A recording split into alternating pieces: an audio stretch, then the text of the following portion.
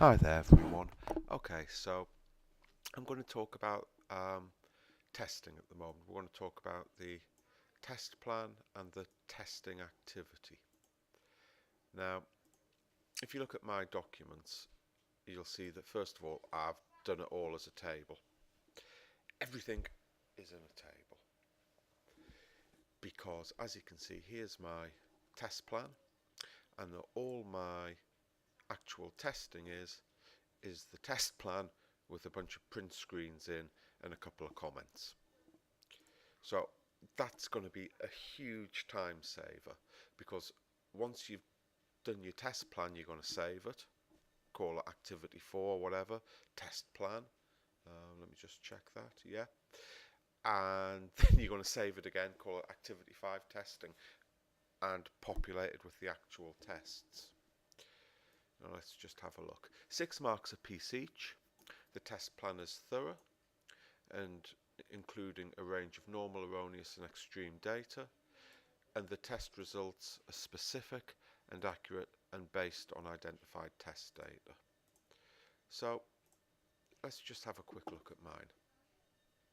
A lot of this, if you actually look through it, I'll just get this up because this will be super helpful, is I've tried to base a lot of my testing actually off the sample assessment or the assessment document. So the database needs to record each cleaner's details, rah, rah, rah, rah, rah. So let's see, because I've spoken here about job star, the job star rating, yeah?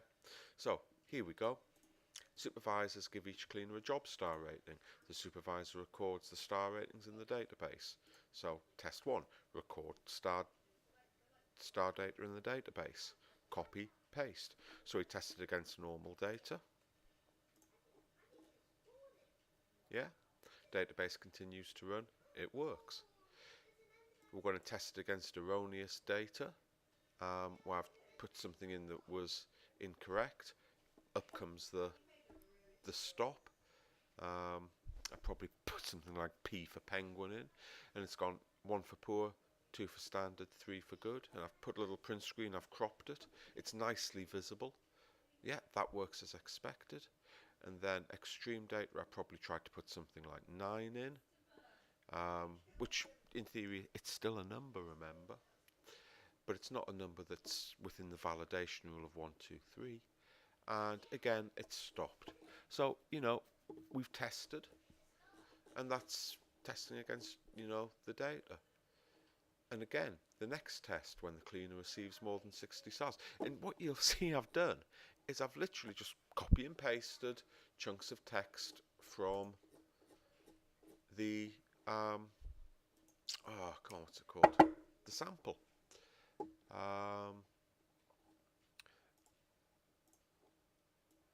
Yeah, so I've planned it. Then the testing shows evidence of development that identifies and resolves errors and improves efficiency. So what you could do here, because this is part of the testing obviously, you want to show a development and improvement. Well, that's actually quite simple. You just need to show a few of these. I mean, one improvement with this database, he says bringing the database up. There we go. Bear with me, here it goes. Is, say with this, TBL supervisor. Originally we just had supervisor name. So you could actually say, as part of my testing, bang, we did this. As part of my testing, I realised there was a spelling mistake in this place. I fixed it. And then you're just saying how you did it. Yeah? You've got to show where there were errors. Yeah? You've got to show development. Now, even if you fudge an error, that's cool. But you're also showing that you've fully tested it. Just have a look through. It wants to see a few errors as well in the test plan that you've fixed. Yeah? So you could just create a validation rule and purposely break it. You could have a query that just doesn't work, and you say, well, I changed this and it now works, happy days. Yeah, but we need to show a little bit of improvement. It's 6 marks up for grabs.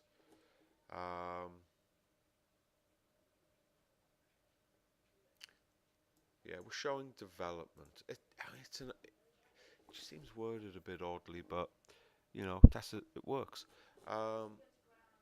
I think most of it. I think this is part of the problem with me, and this is my argument for why this isn't possibly the greatest bit, is that if it works, you know, what happens if my database just works? Well, it just works. So you just fudge a few errors in and say, oh yeah, well, I realised this query didn't work because blah, I changed it, blah. This validation rule didn't work because blah, I changed it, it now works. You know, you ostensibly telling the examiner to go away. Honestly, the test plan in itself is reasonably easy to pull off and get, certainly in band 2 or 3. I mean, as always, you're aiming for band 3. Band 3 with the actual testing, possibly looking at something that's a bit more tricky. But you could fudge it. I mean, I reckon that you could show, if you showed 3 developments, 3 improvements, that improves efficiency. Now remember, efficiency can also be called normalization, because if you make the database atomic, it's normalized, and it works properly, you've made it more efficient. Honestly, and the most obvious thing is, you could say this. Here we go. I have imported my the data set that I was given. It wasn't normalized. It was a big blob of data. It was completely useless. So I normalized it. Yeah, I split it into the 4 different tables. I corrected your incorrect spelling of supervisor ID. I made the supervisor name atomic by making it surname, first name. Yeah, you have just resolved errors. Yeah, because that's wrong. That if you believe that data packet there is correct, yeah, you're wrong. Whereas if you actually change it, you have resolved errors, error, and you've improved efficiency. It's now normalized. Look at my beautifully normalized database with correct spellings. You know, you've normalized it. You've improved efficiency. Congratulations. Have 6 marks. Comments show clear understanding. So you've made a couple of comments to say I've done this.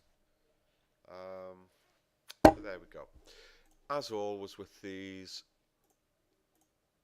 you know, and I've not done it on mine, so I'm a very naughty person. I will be C3ing myself promptly. Page numbers, headers, name in the header. I've purposely made this as a landscape document. You fit more on. But having it in tables, I just think it just makes it a little easy for you, maybe just to keep it together. So when I get it to mark, it's going to let me fly through it and go, yeah, that's done. Yep, give them the marks there. Okay, right. But the important thing with this is you're talking about errors, you're talking about improving efficiency, and I can argue that is, well, he's normalised that huge data packet which was rubbish. Yeah, it's improved efficiency. Errors, well, the exam board can't spell supervisor, and whoever put that data packet together obviously doesn't know the first thing about normalisation, because they've got the supervisor's name chunked as one field when it should be 2 separate fields. You know, maybe I'm now sounding belligerent against the BTEC people. Then again, it is 5 to 4 on a Saturday and I'm feeling tired. Could be either. But you see where I'm getting at. Yeah. You year 12s though, you're all wonderful. Okay, so yeah, but again, comments, blah blah blah. Okay, right. So yeah, that's what I'm going to say about those 2 sections. Yeah, so test plan, yeah. Okay. I'll talk about something else in my next video. Okay, there we go. See you in a bit.